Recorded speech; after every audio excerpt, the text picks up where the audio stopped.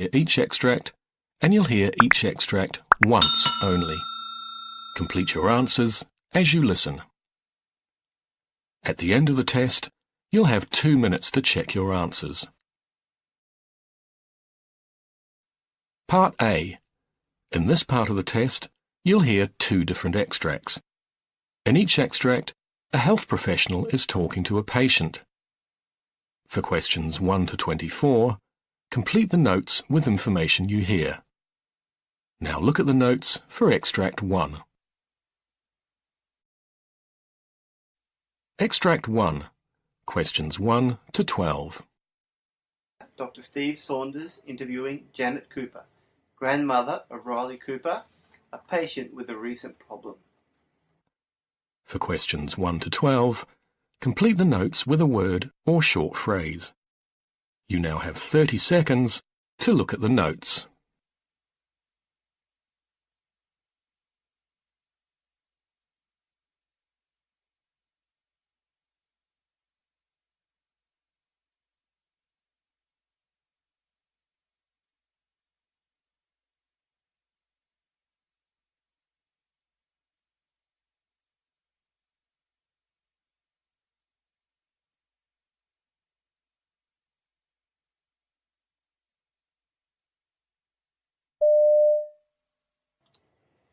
Well, there are several ways we can manage this condition, and I'd like to discuss them with you now. Okay, firstly, you should monitor his food. Limit the number of eggs that he eats. That would be a good start. Yes, we can do that. Okay, now at bath time, I recommend using lukewarm baths or showers using non-soap cleansers such as Sorboline or a non-medicated variety of soap. Well, you get that from the chemist, I guess. Yes, absolutely. There's a variety of products available, so go and talk to your pharmacist about that. And now, after the shower, it's a good idea not to rub the skin. Rather, just do a gentle patting of the skin with a soft towel, and this can make a real difference. And after you've done that, generally within a few minutes, it's a good idea to apply moisturizer, because what that will do is lock in the moisture. Would that be like Sorboline or something like that? Well, Sorboline is possible, or vitamin E cream, that kind of thing. Yeah, right. Because what we're trying to do here is stop the skin from drying out. So by locking in that moisture, he's going to feel better and the itching is going to reduce. Also, I said a lukewarm bath because hot showers or anything that can cause a rapid change in temperature, or things that might even cause Riley to sweat, are going to make the condition worse. Yes, I can see that. So also, in the house, as we have a very hot climate here in Brisbane, we need to make sure that the living environment is well ventilated. Oh, well, we have fans, and of course in summer we leave the windows open and things like that. Well, that's great. Fans certainly are really good because that keeps the air circulating and that can help. Now, regarding clothing, I really recommend that he wears 100% cotton or similar soft fabric. Just avoid the woolen products and, some of the polyester products, because particularly if they are rough or scratchy fibres, they will irritate the skin. Tight clothing can also aggravate the skin, so loose clothing is much better for him. Yes, well, he likes loose clothing. Well, that's really good. Now, you mentioned Riley had a pet dog. Yes, he loves that dog. Well, look, for the time being, and I know it won't be easy, but I would recommend keeping the pet outside. Right. And, just making sure that there aren't any excessive amounts of animal hairs in the house. Well, we can certainly try that. It might be a bit difficult, but we'll give it a try. That's good. You mentioned he has quite a few stuffed toys. Yes, he does. Well, I would, for the moment, quarantine those toys and put them in a box out of the way. Just for a while, just to see if it makes a difference. Right. And make sure that you change the bed linen regularly. Oh, we do that. But I've been doing it as much as 2 or 3 times a week at least. That will make a difference, particularly in the summertime. Also, there are specialised dust mite prevention covers that are available in department stores. Oh, we could look into that. All of these things are going to help limit the condition and make Riley's life a little bit more comfortable. But what about medication? Are there any really good medications that will clear it up? Yeah, well, there are a variety of ways and treatments available, and it does depend on the actual severity of the condition. We use topical cortisone cream, and that can help reduce the inflammation and itchiness. This is also the most common form of eczema treatment, and it is available on prescription. There are some milder strengths that are available in the pharmacy, and in severe cases, we can use sedating antihistamines that induce sleep and reduce itchiness. So if he does have trouble sleeping, then using that is an option. Right. If the scratching becomes severe and he does develop infections that are secondary to the condition, then we can use antibiotics and wet bandaging that can soothe the skin. It also reduces the itchiness and helps to heal these lesions. However, at this stage, as you said, he hasn't had any infections, so, we're not really looking at that. It's also possible to do some allergy testing to establish the actual trigger factors, but I'd like to begin with this monitoring and these measures that we've spoken about so far.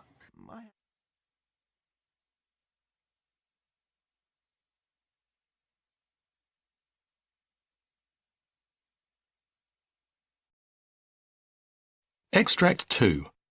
Questions 13 to 24. Here, Dr. Dorothy Sims interviewing Mrs. Black, a parent of a child with a current problem. For questions 13 to 24, complete the notes with a word or short phrase. You now have 30 seconds to look at the notes.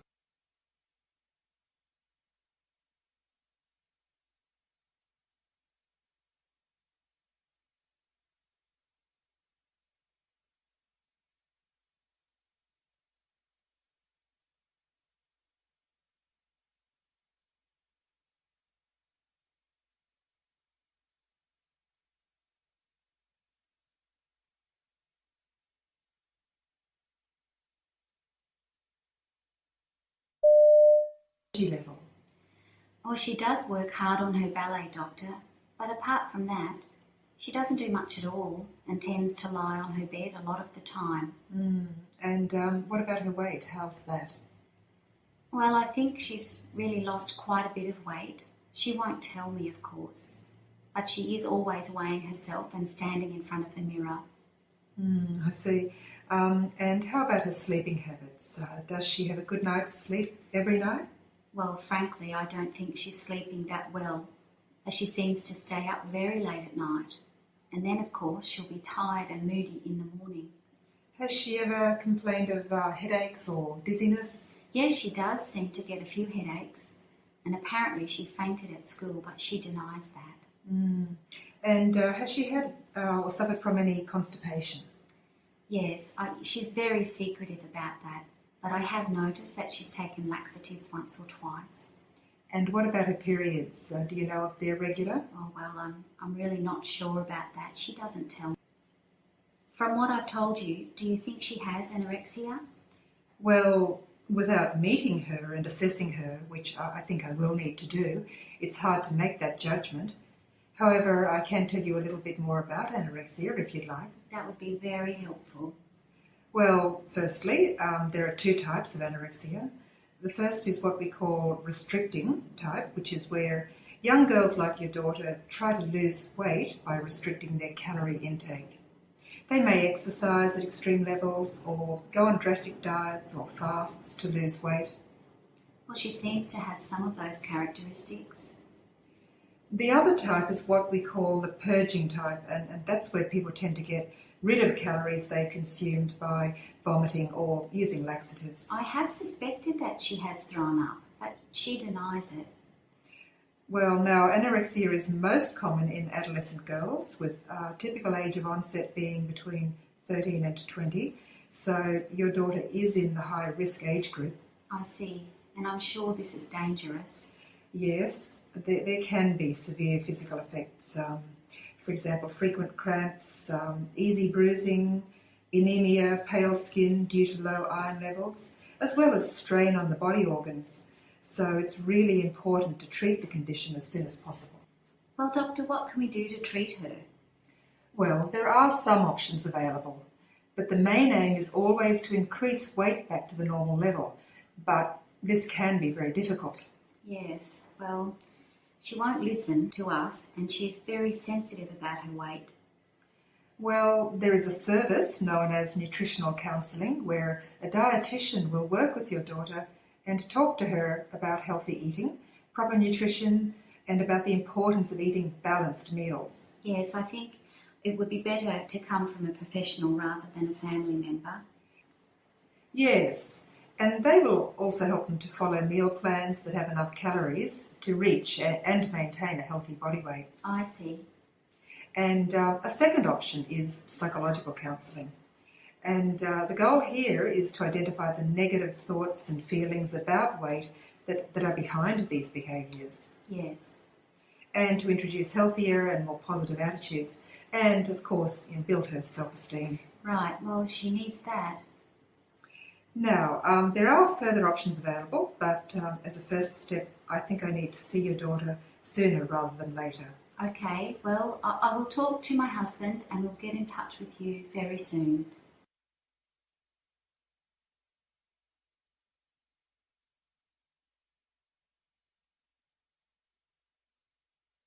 That is the end of Part A.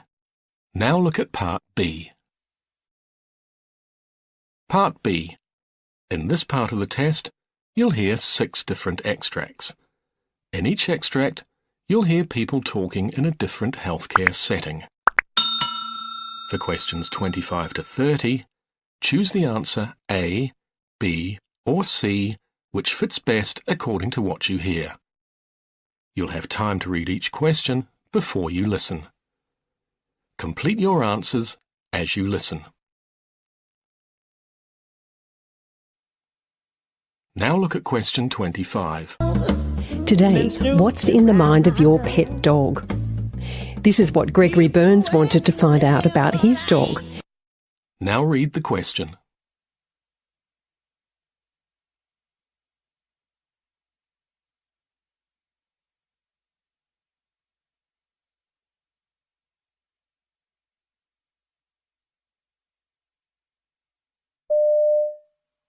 He decided to investigate by scanning the brain of his pet dog, Callie, in an MRI machine. Well, initially when I started this project, it really was just a side project. So for most of my career, I'd spent roughly 20 years actually studying human brains and how humans respond to various things like incentives and risks and rewards. And the dog project just started as a crazy idea of first asking the question, could I train my dog to go in an MRI scanner so I could see what she was thinking? And initially, I didn't really have kind of any expectations that it would even work. We weren't sure that we could train a dog to do this, that we could do it in a way that they would like. And in fact, it turned out to be not too difficult. It only took a few months to train my dog. And it kind of exploded from there. We started with 2 dogs, and actually just this last week, we successfully scanned the 100th dog. So to have an MRI is quite a traumatic thing in a lot of ways. It's very noisy and you have to go into a closed space and you have to be very still. Just give me a sense of how you trained these dogs. Question 26. Seligman discussed his work over a period of many years on the character traits of optimism and pessimism and how they determine people's resilience in life. He investigated whether you could change pessimists into optimists, and if so, could you prevent depression? Now read the question.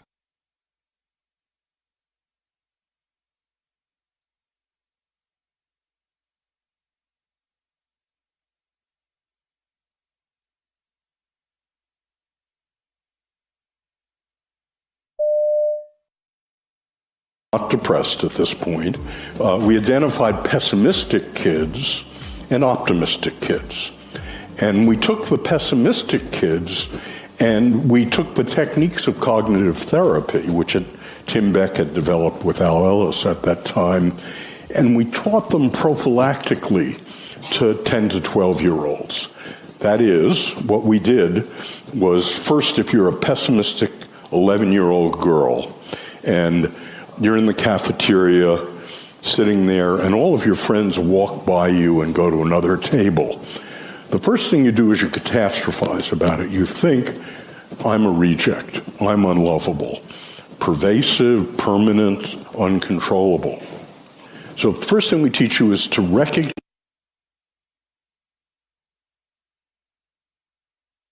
Question 27. It's one of US neuroscientist David Eagleman's favourite areas of research. Now read the question.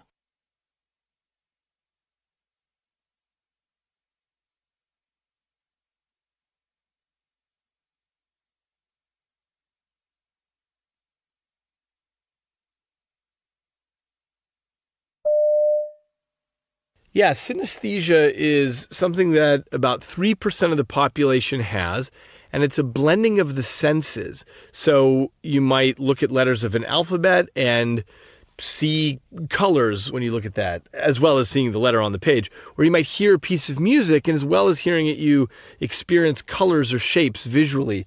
Or you might put a piece of food in your mouth and you feel something on your fingertips. Or you might touch something and it causes a sound for you. It's this blending of the senses like that. And it used to be thought it was very rare. We now know that quite a large percentage of the population has it, 3%. And there are many different flavors of it. And what it represents is, instead of having strict borders between brain areas, between the activity and the information in those brain areas, there's just a little bit of, it's like a porous border, like two countries with a porous border where there's some amount of traffic going back and forth between them. And we don't think about this as a disease or a disorder. It's just it's an alternative way that people can experience the world. Question 28. Professor Valsamma Eapen, Chair of Infant, Child and Adolescent Psychiatry at the University of New South Wales, defines the condition. Now read the question.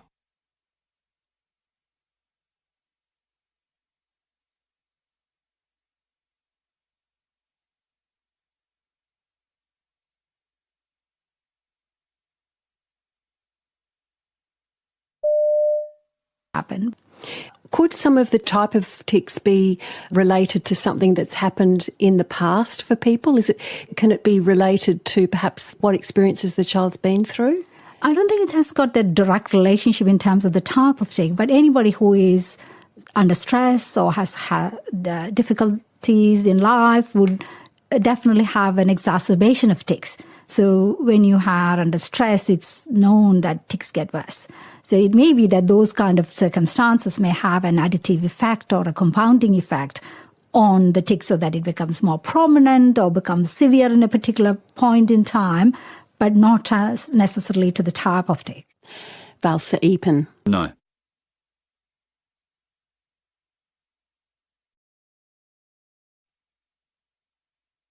Question 29. Neuroscientist Dr. Sarah Mackay has studied how our brains are shaped and changed by our lives, genes, hormones and society. She became particularly interested in women's brains when she was writing an article about so-called brain fog, reported by some women during menopause. Now read the question.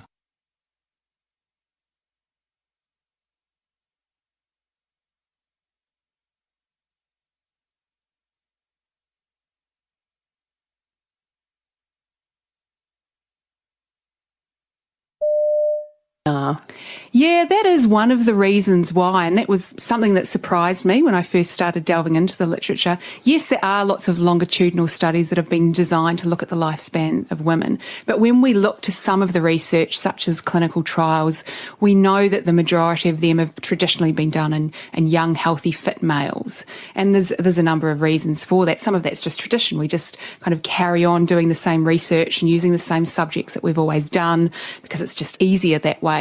Sometimes women have been excluded, perhaps If a woman fell pregnant during a drug trial, that could be, for obvious reasons, could be incredibly damaging to her health and to the health of the baby. So women have been excluded for those reasons. There's also some really interesting reasons that women have been excluded from some of the neuro.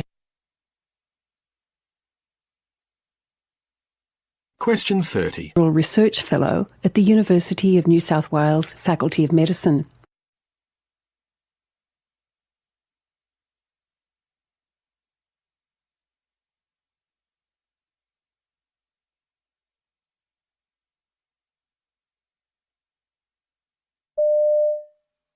Young.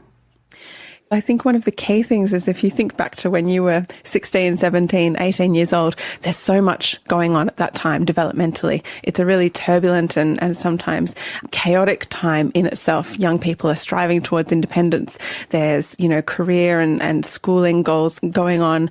They're working out their identity. The peer group is becoming more and more important, and they're sort of moving away from their parents. And of course, there's all of those things to do with sexuality emerging, romantic relationships. And so to throw a cancer diagnosis into that, it's a bit of a double whammy in terms of the challenges that brings up. Young people often have to become a lot more dependent on their parents again when they've otherwise been moving towards independence. I'm a clinical psychologist as well, so thinking from a psychological perspective, the other thing that we know is going on at that time is that it's the peak time of onset for mental health disorders generally, so things like anxiety, depression, and so having a cancer diagnosis come in at that.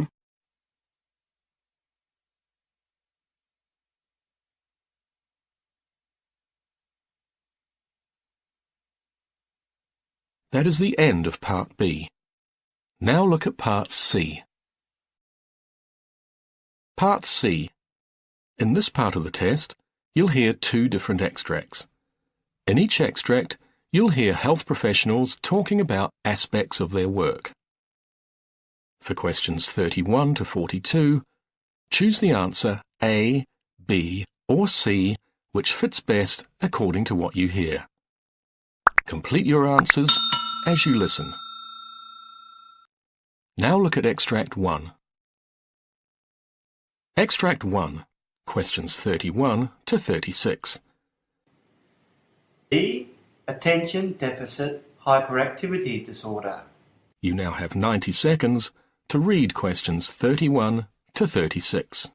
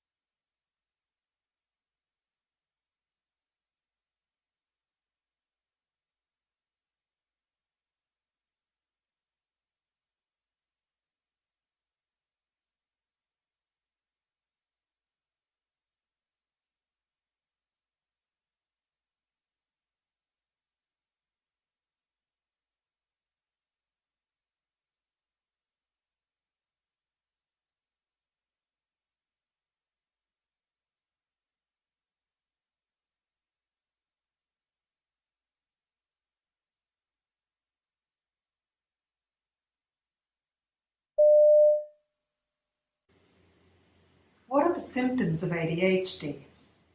Most kids could be described at some point as inattentive, impulsive, or hyperactive. Explanations for this behaviour vary widely, ranging from the child being overtired to overexcited. However, when such behaviour lasts for significant periods of time, and when it interferes with life at school and at home, the explanation may be due to a condition such as attention deficit hyperactivity disorder, or ADHD. Some studies suggest that about 2% of primary school-aged children have ADHD, while others have suggested that almost 18% have ADHD.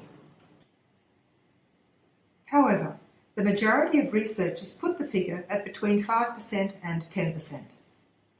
Regarding gender, boys are at least 4 times more likely to be diagnosed with ADHD than girls. Prenatal risks. Some studies have shown a possible increase in risk among children whose mothers used cigarettes or alcohol during pregnancy. Therefore, if you are pregnant, do not smoke or use alcohol. Environmental toxins. Exposure to very high levels of lead before age 6 or so might also raise a child's risk. Some young children are exposed to lead from the dust of worn paint in many older buildings, or from drinking water that has travelled through lead pipes. Family history. Having a biological parent or sibling with ADHD seems to raise a child's chances of developing it. According to the National Institute of Mental Health, at least 1/3 of fathers who had ADHD in their youth may have a child with ADHD. For some children who have ADHD, some foods, such as sugar and food colourings, seem to trigger more out-of-control behaviour. But food is not a trigger for many children with ADHD.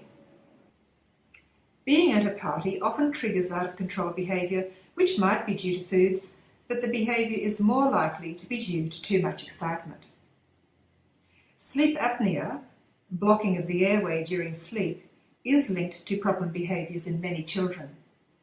Some research has shown that about 30% of children who have ADHD have some sleep apnea. Signs of sleep apnea include snoring, often loud snoring, and stopping breathing for a brief time during sleep. Not all children who snore have sleep apnea, but if a child with ADHD also snores, this might be part of the problem.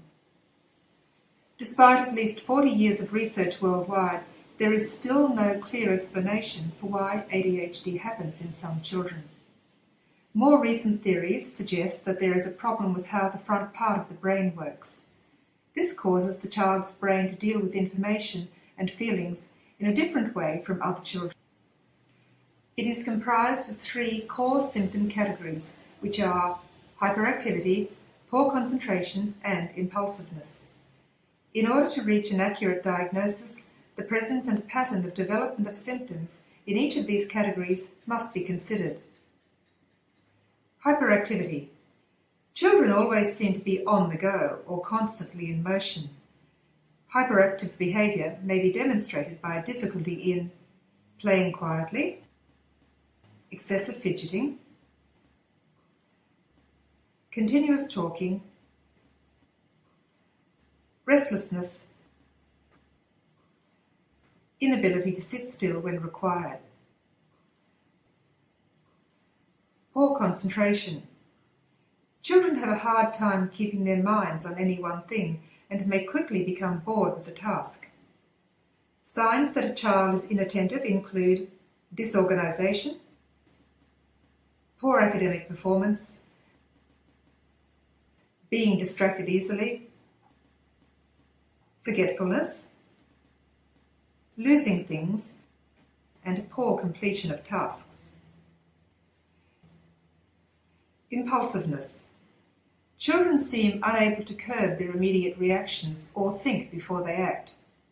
Impulsive behaviour may be identified through disruptive behaviours in the classroom, such as interrupting other children, poor turn-taking, blurting out answers before they are appropriate, rejection by their peers and classmates, as well as accidental injury.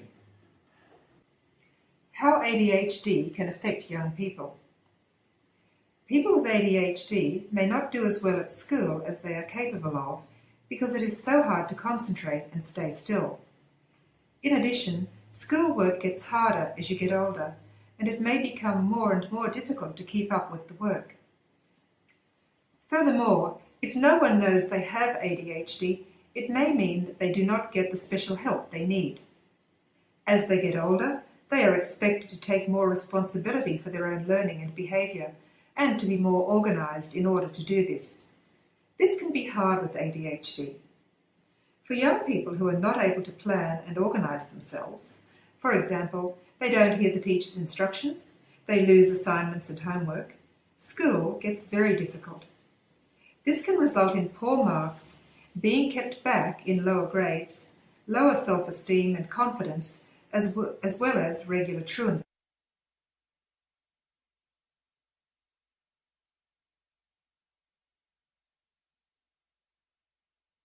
Now look at Extract 2. Extract 2, questions 37 to 42. In this part of the test, you will hear a talk based on an essay published by the Public Library of Open Science on the topic of seasonal hunger.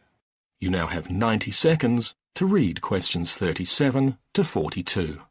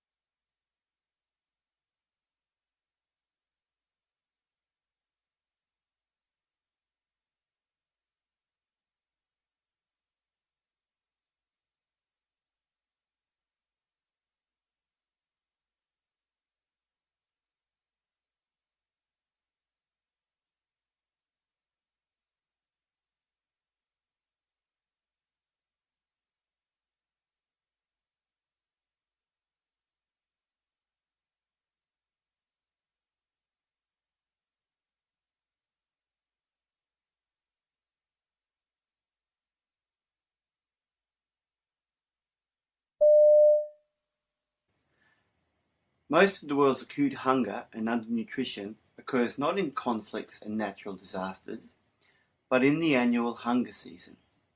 This is a time of year that is characterized by a lack of stored food from last year's harvest, high food prices, and lack of jobs. Nearly 7 out of 10 hungry people in the world, or about 600 million in total, are either landless rural labourers or members of small farm households. Many of these 600 million people live in areas where water or temperature constraints allow only one crop harvest per year. Their poverty is driven by seasonal cycles, worsening especially in the pre-harvest months. During this hunger season period, household food stocks from the last harvest begin to run out. This is due to low production levels, inadequate storage facilities, and accumulated debt. These factors all combine to force families to sell or consume their agricultural production well before the new harvest. In many poor rural communities, the majority of families are affected, so mutual support networks are undermined. And because of general shortages of food supply at the local economy level, food prices on the open market increase considerably during the hunger season. These families are trapped in a hunger pattern that occurs every year. At the same time, labour markets are flooded with hungry families who come to town seeking work. Even for those lucky enough to find employment, wages are low, and working for wages to obtain food for immediate needs forces the farmers to neglect their own farm, which in turn will compromise future harvests. The net result is that households are forced to reduce the diversity and quantity of food they consume, setting the stage for macro and micronutrient deficiencies. In addition, to further compound the problems, pre-harvest hunger season is also often the rainy season, a time when malaria, diarrhea, and other illnesses strike. The psychological effects of these struggles are profound, as family members often experience elevated levels of anxiety and stress in the hunger season. Women are especially affected, as their responsibilities often include both earning an income and caring for infants and children. In summary, the combination of all these challenges at specific times of year generate seasonal patterns of hunger and undernutrition. However, I'd like to say that seasonal hunger is not inevitable. Governments across the world have experimented with a wide variety of policies that have proven successful in combating seasonal hunger. 3 important strategies that have been designed to reduce suffering and help families are emergency assistance measures, which are targeted at people who are suffering from severe or acute hunger and those that need immediate help. A second strategy is the social protection safety net, which attempts to prevent vulnerable families from falling into hunger. This is done by providing a mixture of food price regulation, employment opportunities, and nutrition programs. Finally, rural livelihoods development interventions focus on improving productivity through better access to productive inputs such as fertilizers and water. 5. The community-based management of acute malnutrition approach, also known as CMAM, is revolutionizing the treatment of severe acute malnutrition among preschool children. Most severe acute malnutrition, a condition which can kill in weeks if not treated, occurs not in emergency situations of conflict and natural disaster as one might think, but rather in contexts of extreme poverty, and particularly during the annual hunger season in rural areas. Traditionally, children suffering from severe acute malnutrition have often been treated in hospital-type inpatient settings. However, very high per-patient costs and staffing needs under this approach, as well as a lack of appropriate and modern facilities in many rural areas, mean that only a limited number of undernourished children are fortunate enough to receive this treatment. The CMAM approach addresses these issues by mobilizing communities themselves, with the assistance of frontline health workers, to identify and treat the 80% or so of severely and acutely undernourished children who do not have other illnesses or complications. The use of easy-to-administer therapeutic foods, such as nutrient-dense, ready-to-use foods, make this community-based strategy affordable. Meanwhile, inpatient care in therapeutic feeding centres can concentrate on the remaining 20% of undernourished children who do not have complications. That is the end of Part C. You now have 2 minutes to check your answers.